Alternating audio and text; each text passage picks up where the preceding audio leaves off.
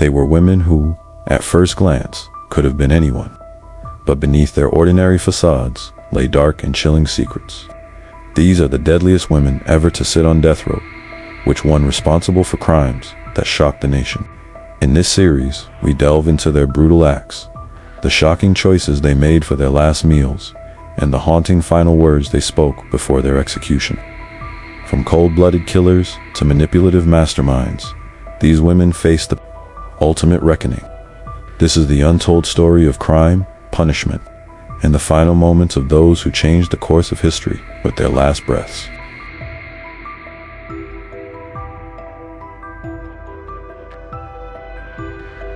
Name: Eileen Warisher of execution. 2002, age at execution. 46 state, Florida method, lethal injected in. The haunting shadows of America's criminal justice system. The story of Eileen Warisher remains one of the most unsettling and controversial. She wasn't just any serial killer. She was a woman who turned the world's expectations upside down. A prostitute who murdered 7 men between 1989 and 1990. Warisher was sentenced to death and became the face of female violence in America. Her case stirred fierce debate. Was she a cold-blooded killer?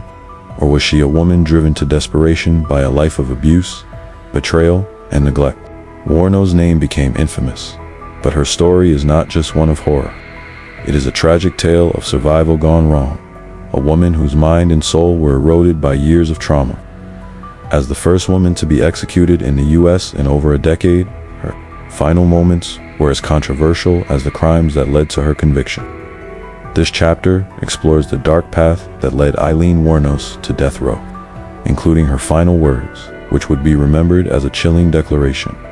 Eileen Warisher's criminal journey began on the lonely highways of Florida, where she resorted to prostitution as a means of survival. After years of suffering from abuse and abandonment, Warisher found herself on the streets, where she became a vulnerable target for predators. Her killings were violent. 7 men lost their lives in what Warisher claimed were acts of self-defense during attempted sexual assaults, but as the evidence mounted, many began to question whether these killings were truly acts of desperation or simply premeditated murder. Her defense was rooted in her trauma. Warisher described being sexually assaulted by the men she killed, yet investigators found inconsistencies in her statements, leading some to believe that her violent actions were not entirely justified by her claims. Regardless, the jury found her guilty, and she was sentenced to death.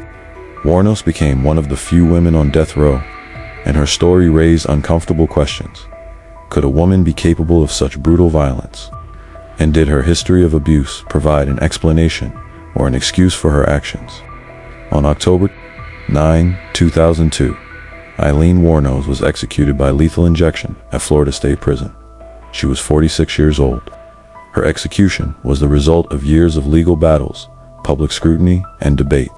In her final moments, she made a statement that echoed through the years, a moment that cemented her place in history. As the lethal injection took effect, Warisher's final words were clear and defiant. "I'll be back like Independence Day." Her words, delivered with a kind of eerie conviction, left those in the room stunned. The statement was not one of remorse or reflection, but rather a defiant declaration, as if she believed that her story, her legacy would live on far beyond her death. The world was left to wonder. What did she mean? Was it a threat, a promise, or simply a cryptic comment on the pain and rage that had consumed her life? Warisher had long been known for her unyielding personality. Even in the face of her execution, she showed no fear. In a moment of quiet rebellion, she refused to go quietly into the night. Her words would live on, perhaps as a reminder of the violent power she wielded in life, or as a haunting testament to a woman who had been broken long before her final moments. Eileen Warisher's last meal was simple, yet it seemed fitting for the woman she had become. She requested only black coffee, a solitary drink, bitter and unforgiving.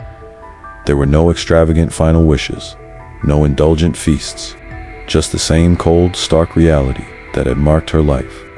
A woman who had spent her life struggling against the system, a woman who had been denied love, stability, and peace, could only ask for the simplest of comforts in her final hour, a cup of bitter coffee.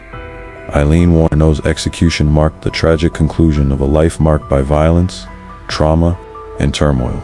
Her final words, "I'll be back like Independence Day," remain an unsettling echo of the anger and defiance that had defined her existence. She was a woman of contradictions, both victim and perpetrator, fragile and fierce, broken and unyielding. As the first woman executed in the U.S. in over a decade, her case continues to provoke intense debate. Was she a product of her environment, a woman shaped by the abuse and neglect of her past, or was she a monster, a predator who chose violence over survival? Regardless of where one stands on the issue, the story of Eileen Wuornos is a chilling reminder that the line between victim and villain is often blurred. Her legacy lives on, not just in her crimes, but in the final words she uttered before her death. Words that continue to haunt those who remember her and question the true nature of evil. Carla Fay Tucker, born 1961. Age at execution 38. Date of execution February 3, 1998. Execution method: lethal injection crime.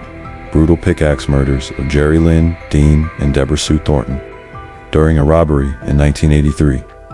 In 1983, Carla Fay Tucker and her boyfriend, Danny Garrett, committed to brutal murders in a drug-induced rage. The victims, Jerry Lynn, Dean, and Deborah Thornton, were attacked in their home with a pickaxe. Carla Fay participated in the gruesome murders, reportedly showing excitement and pleasure during the violence.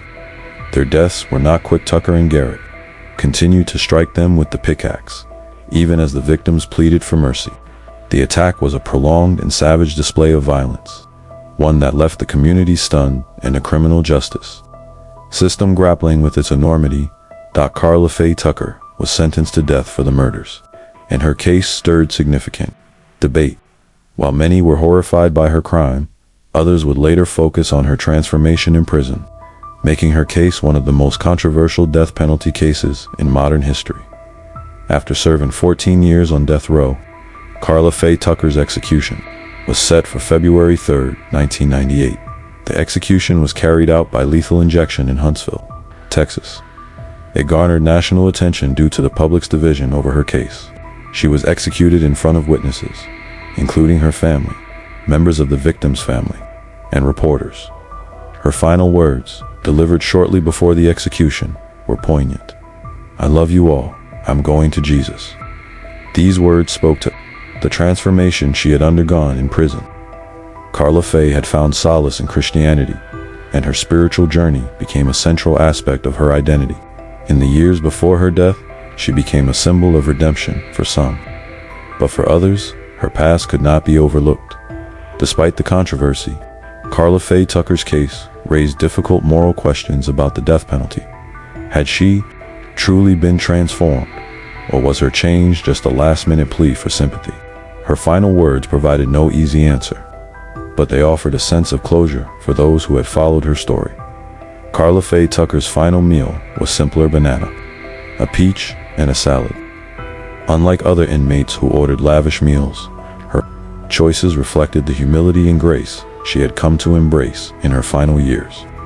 It was a stark contrast to the violence of her past, offering a glimpse into the woman she had become before her execution. Carla Fay Tucker's story is complex and controversial. Her brutal crime was undeniable, but so was her spiritual transformation.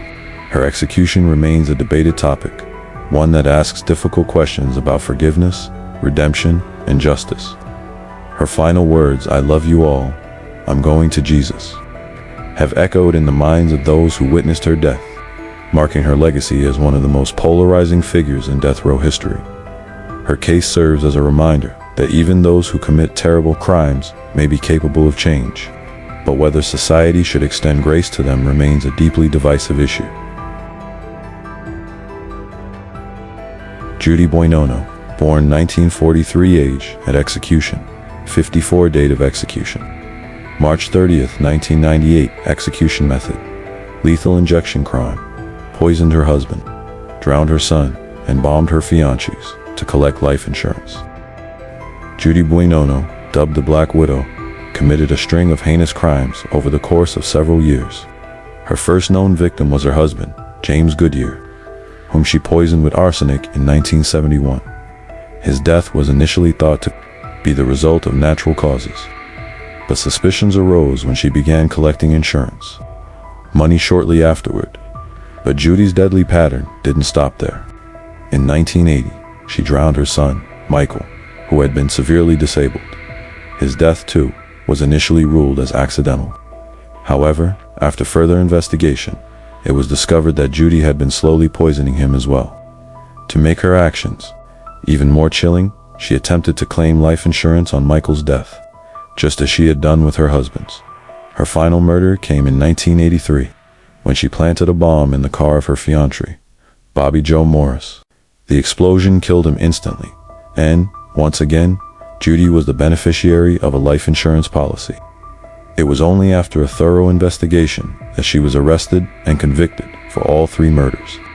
Judy Bueno was sentenced to death for the murder of Morris. Judy Bueno was executed on March 30th, 1998, at Florida State Prison, becoming the first woman executed in Florida in 150 years. Her case had been the subject of intense scrutiny, with many questioning whether she truly understood the magnitude of her actions. Throughout her trial and subsequent years on death row, Judy showed little remorse.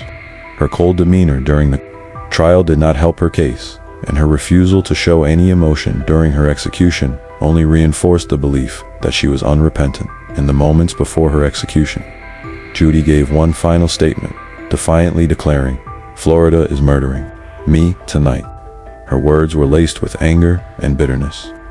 Refusing to accept the responsibility for the lives she had destroyed, Judy's last meal was simple: pecan pie.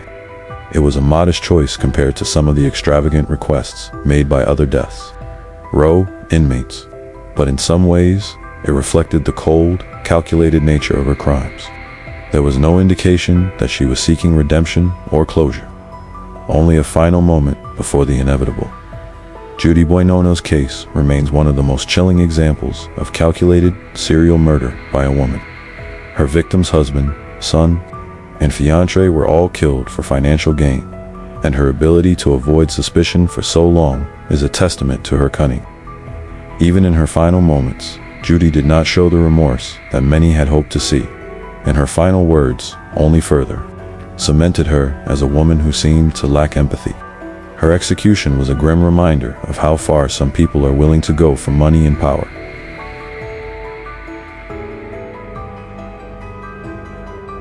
Betty Lou Beats, born 1937, age at execution 62, date of execution February 24th, 2000. Execution method: lethal injection crime. Murdered 2 husbands and buried them in her yard. Betty Lou Beats, a seemingly mild-mannered grandmother, shocked the world when it was revealed that she had murdered 2 of her husbands and buried their bodies in her backyard. In 1983, Betty Lou's second husband, Jimmy Don Beats, disappeared under mysterious circumstances. The authorities initially believed he had abandoned his wife, but suspicions grew when Betty Lou's behavior became increasingly suspicious. It wasn't until several years later that investigators uncovered the truth. They found Jimmy Don's body buried in the yard, a victim of a gunshot wound. The discovery led to further investigations, and it was revealed that Betty Lou had murdered her first husband, also burying his body in the same yard. Betty Lou's motive for killing both men was believed to be financial. She had collected life insurance payouts after both deaths, and authorities suspected that her killings were driven by a desire for money. She was arrested in 1985 and charged with the murder of her second husband. Jimmy Don Beats, Betty Lou Beats, was executed on February 24, 2000, in Texas, after spending 15 years on death row. Her case had become infamous, largely due to her image as a grandmother, which clashed with the brutal nature of her crimes. Despite her image as a sweet old lady, the facts of her case were anything but gentle. In the moments leading up to her execution, Betty Lou showed little emotion. She was calm and collected, refusing to let any sign of fear or remorse show. Her final words were brief: "Tell my family I love them." Her calm demeanor contrasted with the violent nature of her actions, and it left those who had followed her Case wondering how someone so seemingly harmless could commit such heinous acts. Betty Lou Beat's final meal was a Southern comfort food classic, fried chicken and peach cobbler. Her meal choice, while simple, reflected a woman who had spent much of her life in the South, but it also seemed to hint at the dissonance between her outward appearance as a grandmother and the deadly persona she had hidden beneath it. Betty Lou Beat's case is one of the most baffling in the history of death row executions. A grandmotherly figure, she didn't fit the typical image of a murderer, but her carefully calculated murders and the coldness with which she carried them outshattered any illusion that she was anything other than a ruthless killer. Her final words were a fleeting gesture of affection, but they could not erase the truth of her actions: murders committed for money and a desire to be free of her husbands. Betty Lou's case leaves behind a chilling question. How much do appearances deceive? Beneath the sweet exterior, she was a woman capable of unimaginable violence. Wanda Jean Allen, born 1960, age at execution, 40, date of execution, January 11, 2001, execution method, lethal injection crime, murdered her girlfriend, Judy Ann Milanowski. In a violent altercation, Wanda Jean Allen's story is one marked by tragedy, anger, and a series of brutal actions driven by toxic love. In 1983, Wanda shot and killed her girlfriend, Verna Denson, in an act of rage after a tumultuous relationship. Wanda's violent behavior had already surfaced earlier in her life, but it wasn't until this fatal moment that her crimes truly escalated. The murder was brutal and unprovoked.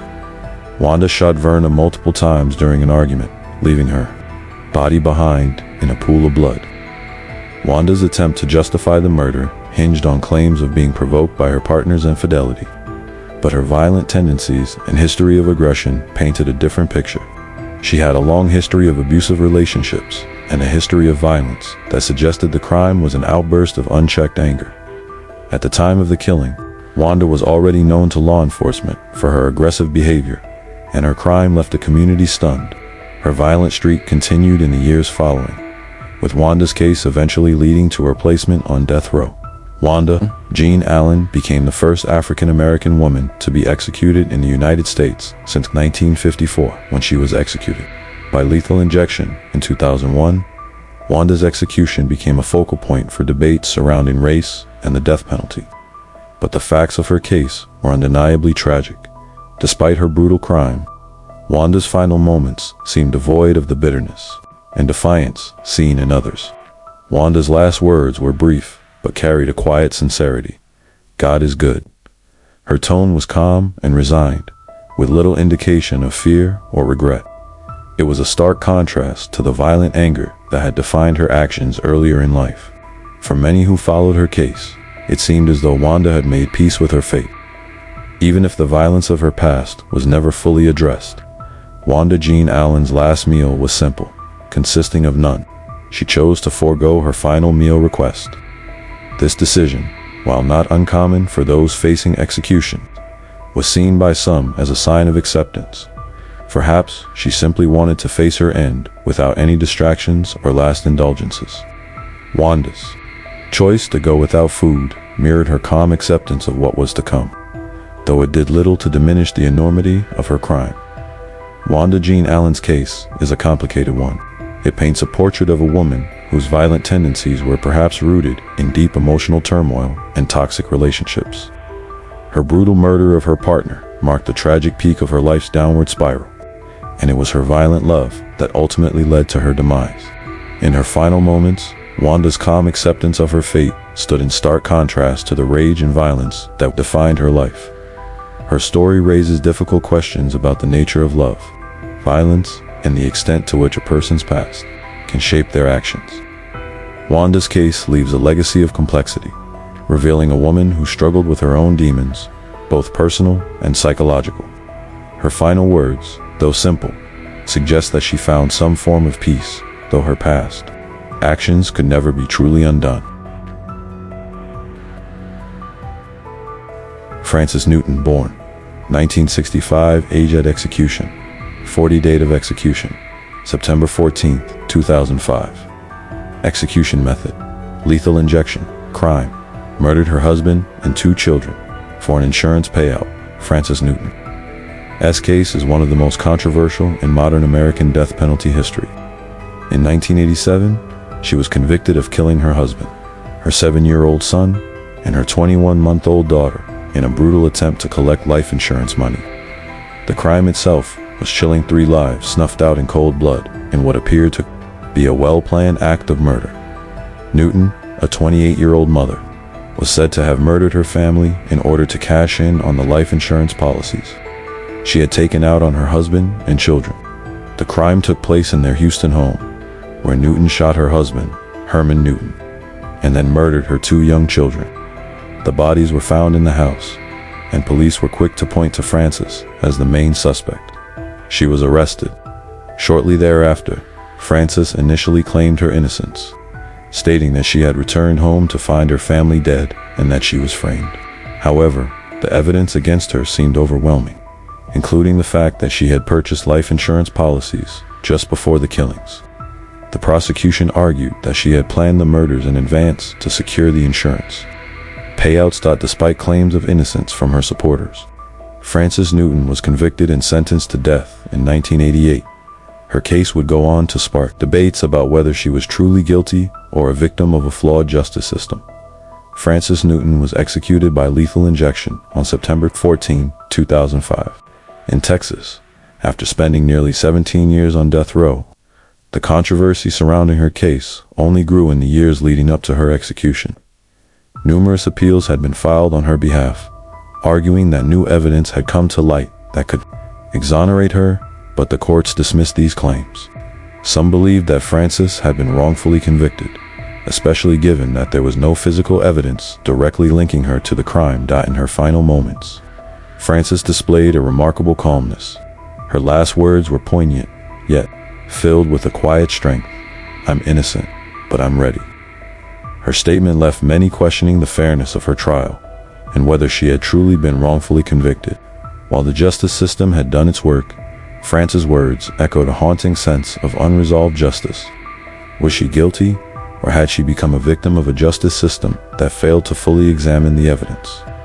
Frances Newton's final meal consisted of fried chicken and Dr. Pepper, a stark contrast to the turmoil she must have felt in her final hours. Her last meal, while not extravagant, reflected the simple comforts of home and familiarity, comforts that seemed to be the last things she could cling to before facing her death.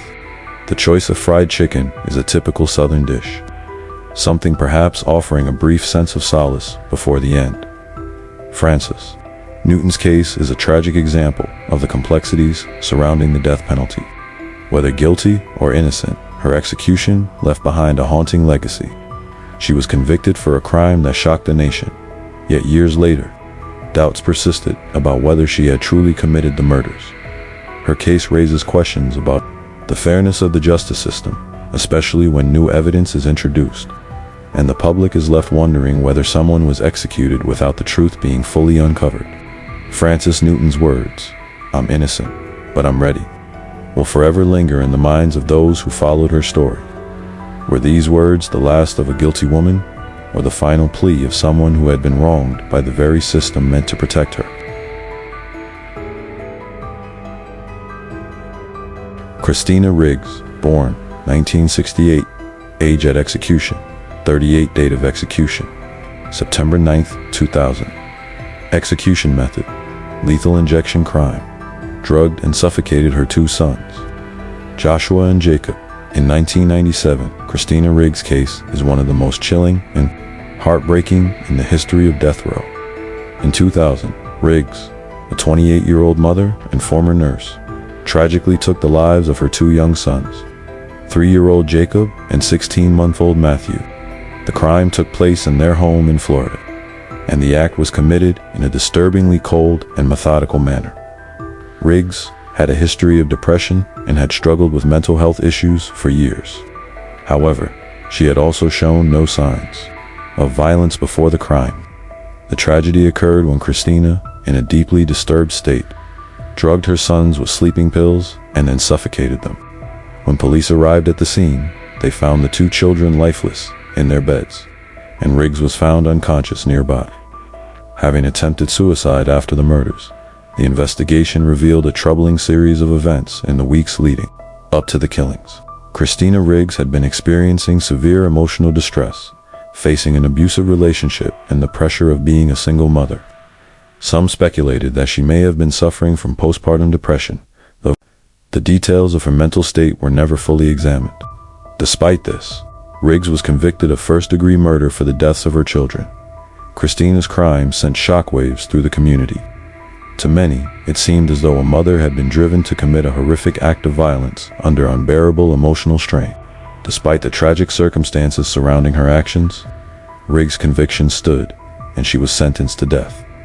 Christina Riggs was executed by lethal injection on May 2, 2000, at the Florida State Prison. Her case, like many others, sparked debate about mental illness and whether individuals suffering from severe psychological conditions should be held accountable for their actions. Those who followed her case were divided. Some believed she should have been shown mercy due to her apparent mental health issues, while others argued that her actions, regardless of her emotional state, warranted the death penalty. On the day of her execution, Christina appeared to be at peace with her fate. The calmness in her demeanor contrasted with the horror of the crime she had committed. Christina's last words were brief, yet filled with sorrow and love. "I love my kids." Her words seemed to be a desperate plea for forgiveness, a final expression of regret for the unspeakable act she had carried out. To many, it was a moment of tragic realization that the mother who had killed her own children was now mourning their loss in her final moments. Christina Riggs chose to forego a final meal before her execution, a decision that surprised some who believed that she might seek comfort in one last indulgence. In many ways, this choice mirrored the emotional state she was, and perhaps a reflection of her deep sense of guilt or a desire to forego earthly pleasures in the face of her impending death. Her refusal to accept the final meal has been interpreted by some as a sign of acceptance of her fate, while others believe it was a symbolic gesture of giving up on the comforts that had once been available to her. Christina Riggs' story is one filled with heartbreak, confusion, and sorrow. It serves as a stark reminder of the complexities of mental health, particularly in cases involving extreme acts of violence. Christina's actions, though brutal, seem to stem from a place of overwhelming emotional pain, yet the justice system ultimately held her accountable for the deaths of her children.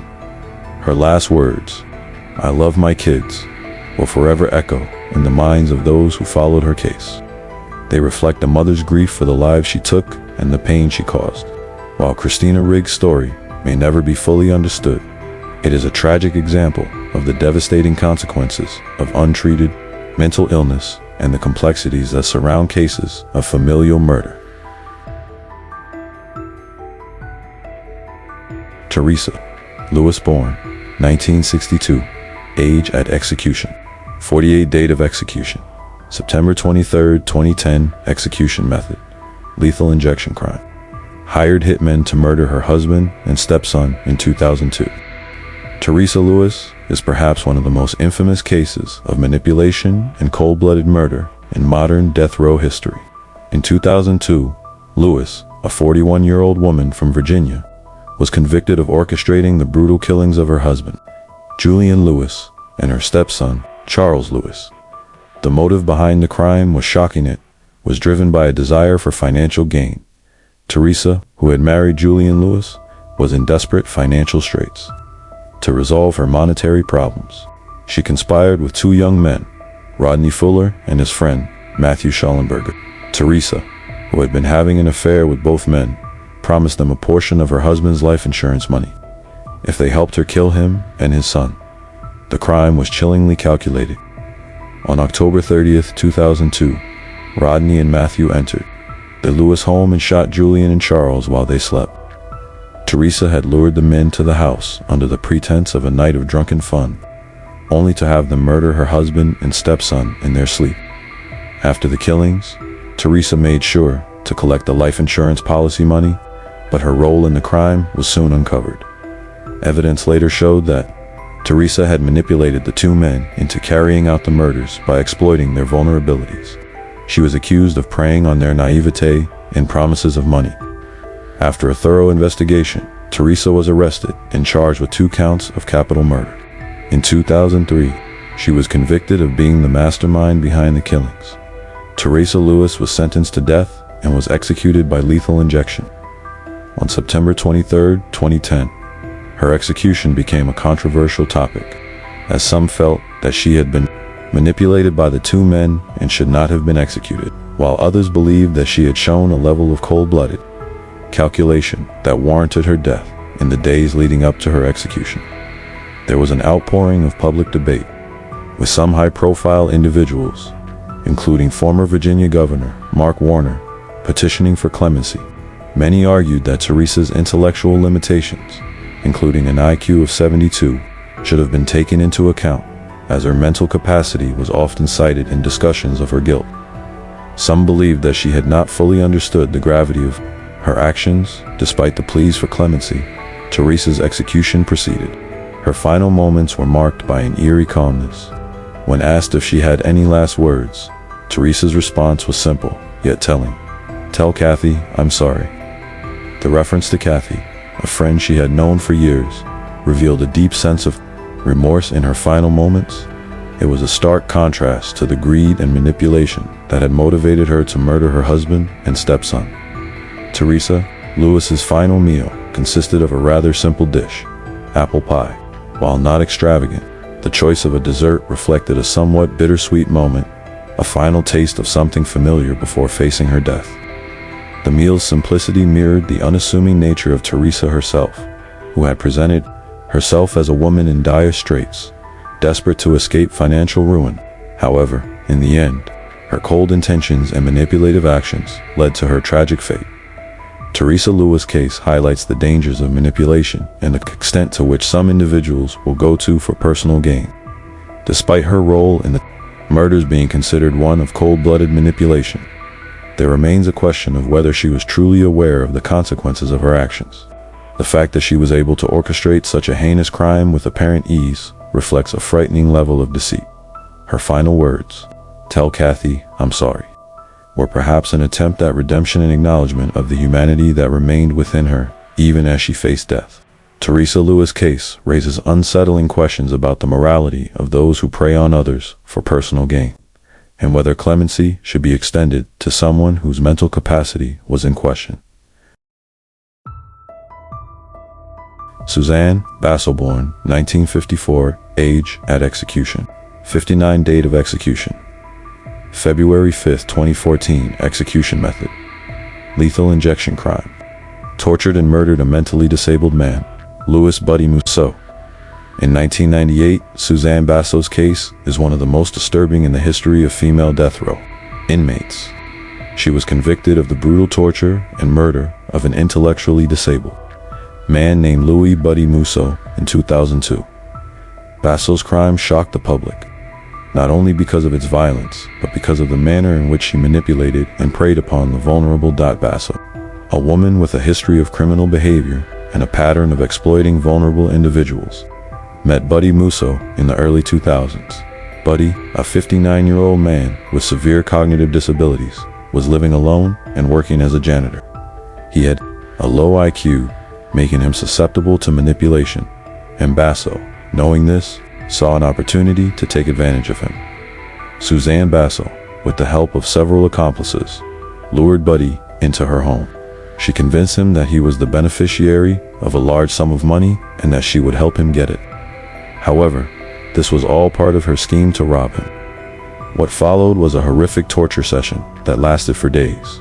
Basso and her accomplices beat Buddy, bound him with chains, and subjected him to unimaginable cruelty. They burned him with cigarettes, inflicted blunt force trauma, and ultimately suffocated him with a plastic bag. His body was found dumped in a remote area in New Jersey, showing clear signs of prolonged abuse. Suzanne Basso's role in the murder was particularly disturbing. She was not just a passive participant. She actively contributed to the torture, often taking the lead in tormenting her victim. Her brutal treatment of Buddy Musso was driven by greed and a desire for control over him. The investigation uncovered chilling evidence of her planning and execution of the crime, Witnesses described Basso as a manipulative woman who had a history of using people, particularly those who were weak or vulnerable, for her own benefit. As the details of the crime emerged, so did Basso's true nature: a cold, calculating woman with no regard for human life. Suzanne Basso was convicted of capital murder and sentenced to death in 2003. Her execution took place on February 5, 2014. At the age of 59, Basso's case became widely publicized, with many people shocked by the sheer brutality of her crime and the complete lack of remorse she showed in the years leading up to her death. In the final moments before her execution, Suzanne Basso was defiant, refusing to show any signs of weakness or regret for the life she had taken. The execution proceeded without any last-minute appeals, and Basso was administered the lethal injection at the Texas State Penitentiary in Huntsville. The silence surrounding her final words was chilling. Basso's execution was marked by an eerie sense of finality, with no attempts at redemption or an emotional plea. When asked if she had any final words, Suzanne Basso responded simply with one word: no. This lack of remorse or acknowledgement of her actions only solidified her reputation as one of the most cold-hearted criminals in history. Suzanne Basso's last meal was a simple one. She requested no food, stating that she was not hungry. This further underscored her defiance, as she had already made it clear that she was indifferent to the severity of her actions. Her refusal to partake in the customary final meal, which is often seen as a last moment of human decency, seemed to symbolize her total absence of regret. Suzanne Basso's case is one of pure evil, a story of manipulation, exploitation, and ultimate violence. Her actions were not driven by passion or necessity, but by a cold, calculated desire for money and control. Throughout the trial, there was no evidence of remorse or empathy, making her case one of the most chilling examples of human cruelty. Her final words, no, were not a plea for forgiveness or a cry for understanding. Instead, they were a stark declaration of her unrepentant nature. Suzanne Basso's legacy is one of darkness, and her execution marked the end of a brutal chapter in the story of women on death row. The case serves as a reminder of the lengths to which some individuals will go to exploit and harm others, leaving a trail of devastation in their wake.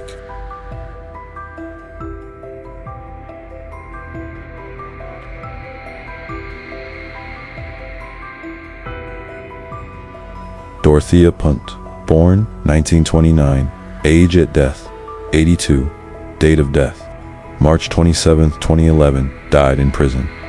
Execution method: N.A., died of natural causes in prison. Crime: murdered at least 9 elderly tenants at her boarding house in Sacramento, California. Between 1982 and 1988, she was convicted of 3 murders but suspected of many more. In the heart of Sacramento, California, there existed a boarding house that would forever be associated with death, deceit, and a woman who made a name for herself in the darkest of ways.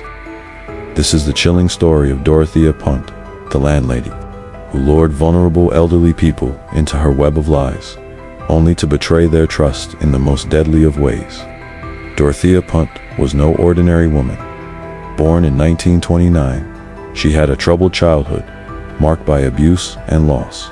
Despite this, she grew up to open a boarding house on F Street in Sacramento, a place where elderly people could find shelter. But beneath her unassuming exterior, Punt was hiding a dark secret. By day, she was a caring landlady, offering a safe haven to the elderly and mentally ill. By night, she was a manipulative, cold-hearted killer. Punt would poison her victims with overdoses of prescription drugs and then bury them in the garden behind her house. At least 9 people fell prey to her deadly scheme between 1982 and 1988, but the true number of victims may never be known. Her reign of terror came to an end when authorities began investigating the disappearance of one of her tenants. After digging up her backyard, police unearthed human remains, leading to the discovery of her gruesome crimes. Punt's trial began in 1990, and the evidence was damning. She was convicted of 3 murders, but was suspected of many more. Her method of killing was methodical and chilling, poisoning her victims over a period of time, making their deaths appear natural. She was sentenced to life in prison. While in prison, Dorothea Punt's image as a sweet old lady was shattered. Her true nature came to light. She had used her charm and cunning to hide her murderous deeds for years. Her victims, often lonely and vulnerable, trusted her, only to be betrayed by the one person they thought would take care of them.